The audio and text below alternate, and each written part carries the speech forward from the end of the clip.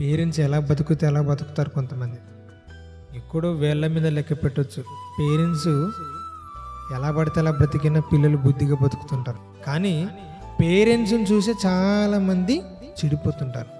తల్లిదండ్రులను చూసే చాలామంది చెడిపోతుంటారు. వాళ్ళు ఏం చేస్తే వీళ్ళదే చేస్తుంటారు. తల్లి మాట్లాడుతుంటుంది బూతుగా, తండ్రి మాట్లాడుతుంటాడు బూతిగా, ఈడు కూడా మాట్లాడతాడు. అంటే అది తప్పు కాదేమో అనుకుంటాడు వాడు. మనకేం తెలుసు, చిన్నోడు కదా వాడు, చిన్నోడు కాబట్టి వానికి తప్పు అనిపించదు, కరెక్టే అనిపిస్తుంటుంది. అంటే మా అమ్మ వాళ్ళే మాట్లాడుతున్నారు, మా నాన్న మాట్లాడుతున్నాడు, మా అమ్మ మాట్లాడుతుంది, నేను మాట్లాడితే ఏముంది అనుకుంటాడు. అది తప్పు అనుకోడు.